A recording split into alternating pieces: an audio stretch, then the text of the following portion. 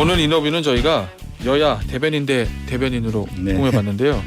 바로 이어서 더불어민주당 대변인 맡고 있는 박성준 의원입니다. 예, 안녕하세요. 반갑습니다. 예. 어제 있었던 이화영 전 경기도 평화부지사 재판 얘기부터 좀 간단히 해보죠. 결국 이제 이화영 전 부지사가 검찰에서 했다는 진술, 이재명 대표에게 대북 쌍방울이 대납한 거, 대북 송금, 이 부분을 보고했다라는 이 검찰 진술을 뭐 유지할 거냐 아니면 다시 번복할 거냐 이 문제였거든요. 근데 어제 이제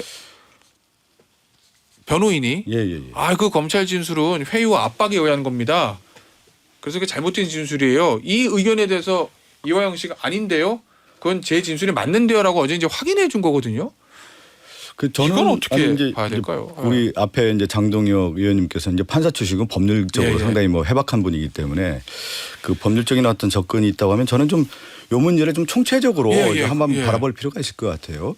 지금 김 앵커께서 하신 말씀이 대북 송금이라는 표현을 썼잖아요. 그러면 과거에 북한에게 돈을 줬다 하면 어떤 법률을 적용하게 됩니까? 국가보안법을 적용하게 되는 것이죠. 저는 이 사건에 대한 출발, 본질이 뭐냐 도대체. 그러니까 반국가 단체라고 하는 북한의 이적 행위, 북한이 이롭게 한 행위가 국가보안법을 적용해서 이 수사가 진행돼야 되는 건데 처음에 김성태 전 회장에 대한 법률 적용하는 게 뭐냐면 외국환 거래법이에요. 그리고 뇌물 공여 이런 거란 말이에요.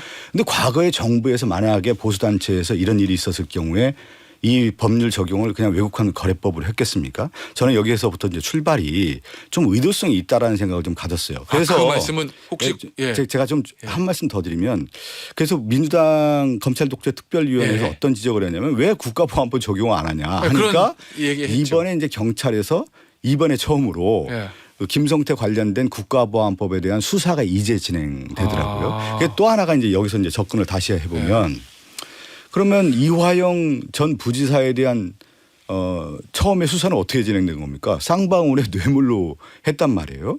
그래서 뇌물 수사를 진행하다가 이 대북 송금에 대한 이제 수사가 다시 진행된 건데 또 이제 과거로 돌아가 보면 이 쌍방울과 관련된 수사는 우리가 얘기하는 변호사비 대납 사건으로 처음에 출발을 했단 말이에요. 그러니까 이재명 지사 시절에 선거법 관련된 변호사 비용을 쌍방울에서 대납했다. 그래서 김성태 전 회장이 들어오면은 변호사비 대납 사건에 의해서 이재명 지사의 그 관련된 내용들이 다 나타날 것이다. 이렇게 했는데 어느 날 갑자기 대북 송금을 갔단 말이에요. 그러면서 이화영 전 지사는 뇌물 사건으로 조사를 했는데 이 핵심은 뭐냐면 뇌물 사건을 해서 별건 수사를 쭉 진행하다가 지금 우리 김 변호사님이 얘기한 것처럼 이화영 지사가 보고했냐 안 했냐의 문제로 갔단 말이에요. 그러면 10개월 이상 수사를 해왔단 말이에요. 이화영 전 부지사도. 그러면 증거가 차고 넘치다고 하면 이화영 지사의 진술 하나만으로 이 재판을 이어간다라고 하는 것 자체가 얼마나 부실한 수사냐.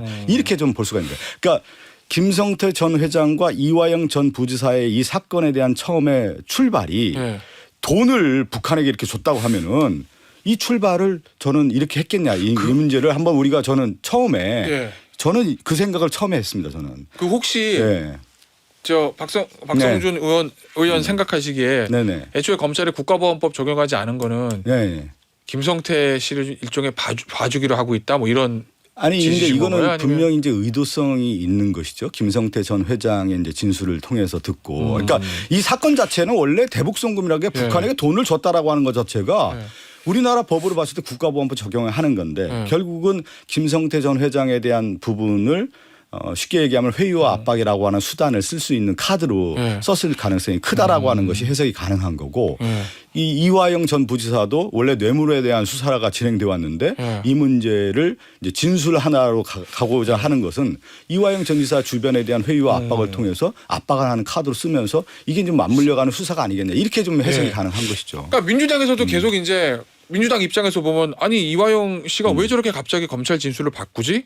검찰에 어떤 회유와 압박이 있는 거 아니야라는 이제 의심을 가지고 계셨잖아요. 그러니까 이 얘기는 뭐냐면 처음에 제가 얘기한 것처럼 이 이화영 전 지사에 대한 뇌물에 대한 수사를 통해서 주변에 탈탈 턴 거 아니겠습니까? 가족까지 탈탈 털었다는 얘기가 들리고 주변 사람들 뭐 다 털었는데 결국은 포커스가 어디냐? 이화영 전 지사가 대북 송금과 관련된 이재명 대표에게 보고했냐 안 했냐가 핵심으로 했단 말이죠. 예. 그렇게 하기 위해서 이화영 전 지사에 대한 관련된 수사가 예. 진행된 거 아니냐. 그러니까 본질은 이화영 지사의 뇌물인데 결국 예, 무슨 마지막은 뭐냐면 말씀이신지는 방점 어디에 알겠어요. 찍냐면 예. 보고했냐 아니냐를 가지고 간다는 거죠. 자, 그런데 어쨌든 민주당에서는 이거 검찰의 회유 압박이 있는 거 아니냐는 의심을 가지고 계셨는데 민주당뿐만 아니라 이제 요런 예, 이제 뭐 객관적으로 볼 때 좀 이 검찰의 수사가 의도성 예, 있는 거 아니냐 무슨 이렇게 이제 말씀인지 해석이 되는 것이죠. 자, 그런데 어쨌든 어저께 재판에서 네네.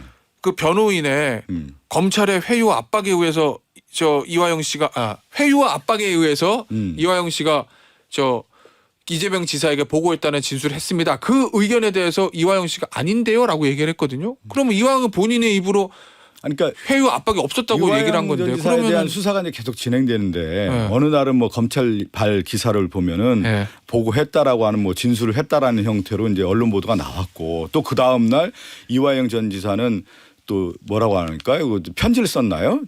그렇게 해서 나는 그런 일이 없다라고 또 얘기하고 네. 그러면서 어제의 재판은 과연 그러면 이화영 전 지사의 입장이 뭐냐가 재판의 핵심이었단 말이에요. 어제 입장에 나왔잖아요.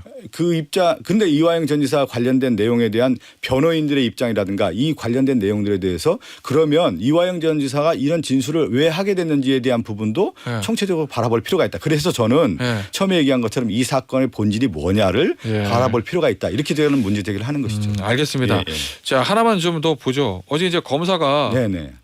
덕수 측 변호사한테 어디서 미션을 받고 온 게 아니냐. 이화영 의원도 확인하자고 어떻게 당신 마음대로 회유와 압박에 의한 진술으로 얘기하냐. 미션을 받고 온 게 아닌가 의심이 된다라는 얘기를 했거든요.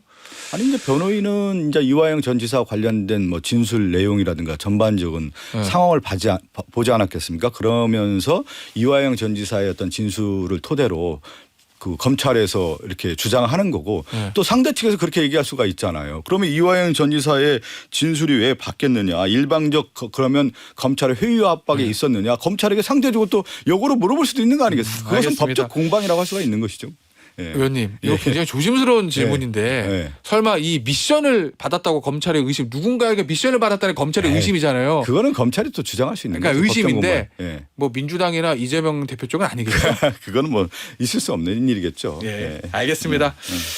그리고 제가 하나 예. 또 말씀드리는 거는 지금 이제 이재명 대표에 대한 수사가 뭐 1년 넘게 좀 계속 진행되고 있잖아요. 뭐 백현동 사건으로 소환한다는 또 뭐 이제 그 얘기가 예측 보도도 들고 있고. 이제 처음에 출발한 대장동으로 갔다가 예. 어느 날 또 백현동 갔다가 성남 FC 갔다가 또 변호사비 대납 사건 갔다가 지금 대북 뭐 방북 비용으로 좀 갔다가 다시 백현동 얘기 나오고 있는데 이런 검찰 수사가 그러면 일련의 수사 과정들을 쭉 보면은 법적인 문제도 있지만 예. 저도 이제 정치권이고 저도 예전에 방송 앵커에 보면 이거는 법적인 수사를 넘어서 정치 수사의 속성도 분명히 있는 것이다. 정치적 의도가 있다. 의도가 있다라고 보는 것이죠. 그렇게 봤을 경우에 과거의 역대 정부들에 보면 사정 정국이라든가 네. 이런 정치 수사들을 했을 경우에는 네. 보통 한 6개월에 엄청난 인력을 투입해서 수사한 다음에 1년 안에 마무리하고 또 다른 국정 운영의 이제 방향을 가는 건데 지금 윤석열 정권은 과거 정권과 좀 특이하게 네. 모든 수사를 이어가는 정치 행태로 이제 가고 있는 것이 아니냐. 저는 이렇게 보고 있는 겁니다. 예. 알겠습니다. 그 수사와 관련된 거 좀 하나 네네. 더 질문을 좀 드리죠. 이 전당대회 동봉투 수수 의혹과 관련해서 그 수수한 의원 명단 일단은 네네. 의혹입니다. 네. 검찰이 윤관석 의원의 영장실질심사장에서 자 이러이러한 의원들이 돈을 받았습니다라고 명단을 얘기했다는 거고 네네. 그게 이제 조선일보 단독 보도를 통해서 밝혀져 몇 명 의원 이름이 나왔는데 그 이름 중에 박성준 의원 이름도 있거든요. 예, 예. 어떤 아니, 저도 입장이십니까 이제 거기에 대해서? 뭐 입장도 얘기해야 되겠지만 예, 이제 예. 그 지난 금요일 날 이제 윤관석 의원이 이제 구속영장 실질심사를 받아서 구속이 네. 되지 않았습니까? 그리고 이제 그 다음 날 토요일 날 이제 기사를 통해서 그 의원들의 명단이 이제 발표가 됐는데 영장 실질심사 과정에서 19명의 명단을 이제 윤관석 의원에게 얘기를 했다는 거 아니겠어요? 검사가. 뭐 실질심사 과정에서 얘기를 했다고 하는 건데 그러면 우리가 볼 때 저는 뭐 법률적인 지식이 별로 없어도 재판이 어떻게 되고 실질심사가 어떻게 되는지 예. 모르는데 그 당시에 들어가 보면 윤관석 의원이하고 검사하고 변호사 이렇게 들어가 있다고 하더군요. 재판 법관 있고요. 법관 있죠. 한 네. 4명 정도 되는 거 아니겠습니까? 그러면 그 내용에 대해서 어떻게 알겠습니까? 그러면 보통 이 내용은 이제 피의 사실 공표라고 하는 것이 분명히 형성이 되는 거고 이 내용을 이제 언론에게 이제 흘려줬다 이렇게 볼 수가 있는 건데요. 상식적으로 봤을 때 그러면 뭐 검찰에서 수사를 했을 수 한다고 하면은 19명이 됐든 20명이 처음에 뭐 5, 6명 얘기였다가 어느 날은 29명 얘기도 나오고 뭐 20명 나오다 19명까지 이제 얘기가 나왔는데 그러면 윤관석 의원을 수사를 쭉 해서 사실 확인을 하고 나서 그 사람이 정말로 실질적으로 돈을 수수했는지 아닌지가 나와야 되는데 영장 실질심사하고 나서 그 다음날 명단을 다 발표했다라는 것은 어떤 의도인지 결국은 이제 언론 플레이 아니겠느냐 네. 이렇게 볼 수밖에 없는 것이죠. 자, 그 본질적인 거 하나 짚어보죠. 네네. 박 의원은 이 사안과 무관하십니까? 무관하죠. 왜 그러냐면 이제 회의에 참석했다라는 명단만을 가지고 그러니까 지금 회의에 참석한 건 맞으신 거고. 저도 이제 기억이 안 나더라고요. 왜 그러냐면 그거는 기억이 안 기자가 제가 이제 네. 토요일 날 당번이어가지고 아침에 이제 열심히 일하고 네. 오후에 너무 피곤해가지고 좀 쉬고 있었는데 그래서 전화가 모르는 전화가 왔길래 콜백을 했습니다 제가. 그래서 제가 있는 얘기를 했죠. 내가 날짜를 얘기하길래 그 회의가 있었던 것은 기억이 나는데 그 날짜가 맞는지는 모르겠다. 그리고 그런 일은 있을 수 없는 일이다 이렇게 이제 명확하게 얘기를 했는데 거기까지 이제 기사를 따서 언론에 실렸던데 뭐 저는 좀 이 문제가 이제 구체적 사실 증거 뭐 검찰이 조사를 하지 않겠습니까? 그 이유에 대한 또 대응도 좀 필요하겠고요. 알겠습니다.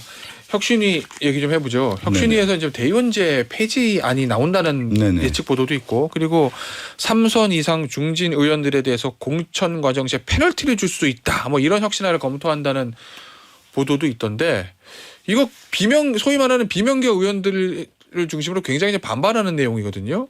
이건 어떻게 보십니까? 이 혁신안이요. 아니 이제 저는 이제 혁신이라고 하는 단어를 볼 때 참 어려운 단어죠. 그렇죠. 누군가에게는 혁신이지만 누군가는 또 계약이 될 수가 있고 그런데 혁신의 출발은 뭐냐면 기존의 기득권과 병폐 현상이라고 할까요? 우리가 얘기하는 이제 정치권에 있어서의 누려왔던 기득권, 새로운 정치를 하기 위해서는 어떤 것이 필요하다라는 것은 혁신 내용 자체가 과감성이 필요한 것이죠.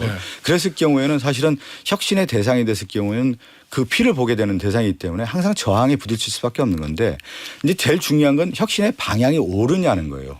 시대의 정신과 시대의 요구에 부응하느냐 그 혁신의 주체가 그러면 타당한 거냐 이런 것을 따지게 되는 건데 그러면 저는 뭐 내용은 지금 발표가 된 건 아니기 때문에 뭐 예측만 나오는 거죠. 혁신의 방향이 맞거나 시대의 요구가 있다고 하면 저는 국민들이 바라볼 때 이거 타당한 거 아니냐? 그런 여론이 조성되지 않겠습니까? 그리고 이 왜 그러냐면 방향을 맞다고 보시는 당내에서 이 혁신안을 만들기가 어려웠기 때문에 혁신위원회 사실 또 만든 거거든요. 그 목소리가 비명계에서도 나온 거고 친명계 뭐 이렇게 나누기는 좀 그런데 당내에서 혁신을 위해서는 필요하다라고 하는 혁신안이 필요하다는 목소리는 상당히 많았습니다. 그래서 혁신위원회가 출발할 수밖에 없었던 거고요. 그런데 이제 이 안들이 만약에 관철을 하려고 하면 친명과 비명 간에 좀 충돌이 있을 수도 있고 그게 이제 당의 분란이 될 수도 있는 거 아니냐라는 좀 우려하는 관측들이 좀 있어서 제가 처음 얘기한 것처럼 역대 정부도 그렇고 모든 정당에서 혁신안을 내세울 경우에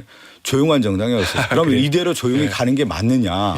또 물어보면 그건 또 아니라고 해요 다들. 그러면 아픔은 있겠죠. 그럼 어떤 그 아픔을 어떻게 치유하느냐 그 부분은 좀 또 만들어가는 게 혁신 아니겠습니까? 알겠습니다. 자 마지막 질문 좀 드리죠. 어제 이제 후쿠시마 오염수 방류를 이제 민주당에서 굉장히 반대하시잖아요. 이재명 대표도 그렇고.